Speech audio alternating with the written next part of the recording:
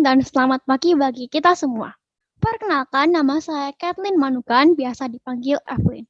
Hari ini, saya tidak sendirian karena saya ditemani oleh Kak David Sanjar. Apa kabar Kak David? Kabar baik, shalom semua.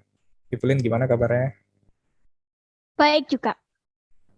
Untuk hari ini dan untuk beberapa hari ke depan, kita akan membahas seri Menyelidiki Alkitab. Pada hari ini, terkhususnya kita akan membahas alasan kita bagian yang pertama dengan judul Penipuan Setan. Namun, sebelum kita memulai pembahasan kita, marilah kita bersatu dalam doa. Saya akan memimpin kita semua dalam doa. Mari kita berdoa. Tuhan, terima kasih atas penyertaan-Mu, sehingga kami bisa mendapatkan kesempatan untuk membahas seri Menyelidiki Alkitab. Alasan kami mengapa kami harus berwaspada akan penipuan setan. Berkatilah Kak David yang akan membawakan materi sehingga dia pun bisa membawakan dengan baik dan kami yang mendengarkan bisa mendengarkan dengan baik dan mendapatkan berkat dari firman-Mu. Kiranya Roh Kudus-Mu tinggal dalam hati kami sehingga kami bisa mengerti firman-Mu dan menerima firman-Mu ya Tuhan. Terima kasih ya Bapa, dalam nama Yesus, amin. Ya. Oke, silakan Kak David untuk membahas kutipannya yang pertama. Ya, terima kasih Evelyn. Jadi di bagian pertama ini kita mau membahas alasan kenapa kita itu harus menyelidiki Alkitab. Tentunya ada alasannya. Kenapa kita harus mempelajari Alkitab. Kutipan pertama kita itu terdapat di Great Controversy halaman 593 paragraf yang pertama. Di situ dikatakan, umat Allah dituntun kepada Alkitab sebagai perlindungan mereka terhadap pengaruh guru-guru palsu dan kuasa yang menipu dari roh-roh kegelapan.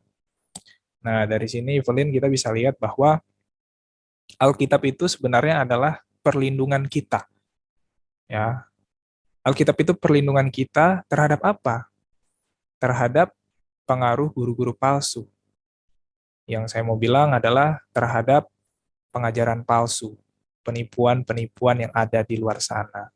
Jadi Alkitab itulah yang menjadi perlindungan kita terhadap penipuan. Nah, kalau bicara tentang penipuan, ini pasti berkaitan erat dengan yang namanya setan ya. Evelyn ingat nggak waktu Tuhan Yesus dicobai di padang gurun oleh setan? Ingat Yang banget dong Kak. ya yang setan suruh kepada Yesus adalah mengubah batu menjadi roti. Nah, itu salah satu yang setan katakan kepada Yesus waktu itu.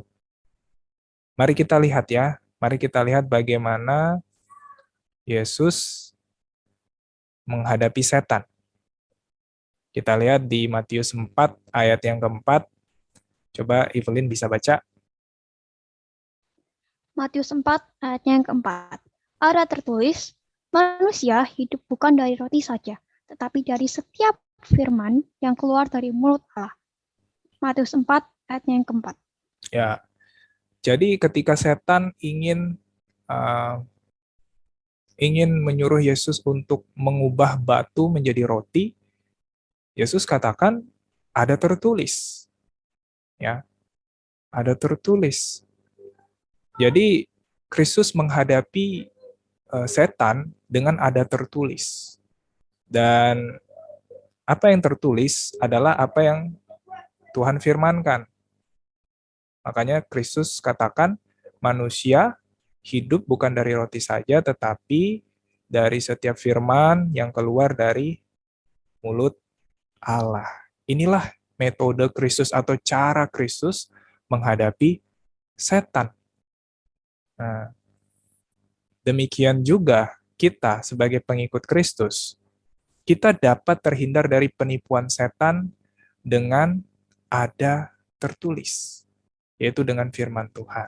Kita menggunakan firman Tuhan sebagai tameng kita menghadapi penipuan setan. Ya, tak heran Di buku Great Controversy, masih di halaman 593, paragraf yang pertama dikatakan, setan menggunakan setiap sarana yang mungkin untuk mencegah manusia memperoleh pengetahuan mengenai Alkitab. Karena kata-kata Alkitab yang jelas mengungkapkan penipuannya. Jadi, Alkitab inilah yang akan mengungkapkan penipuan setan. Maka dari itu, tidak heran ya, setan itu akan menggunakan semua cara supaya kita tidak mempelajari Alkitab.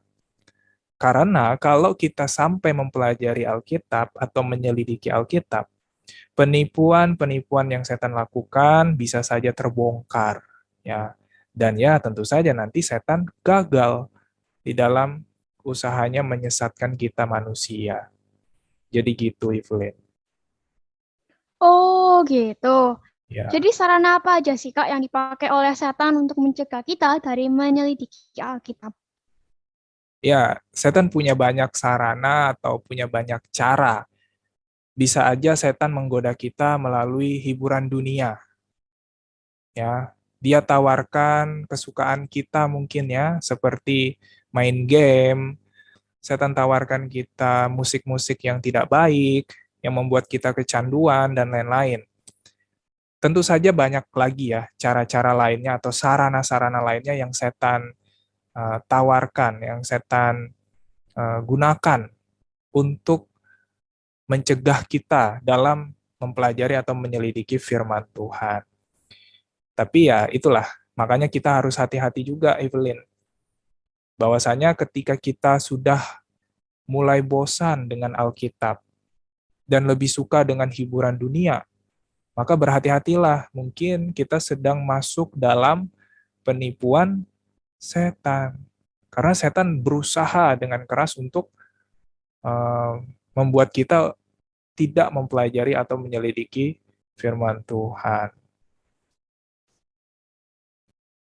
Itulah sebabnya di dalam 2 Timotius pasal yang kedua ayat yang ke-15, King James Version terjemahan bebas dikatakan, belajarlah supaya engkau layak di hadapan Allah.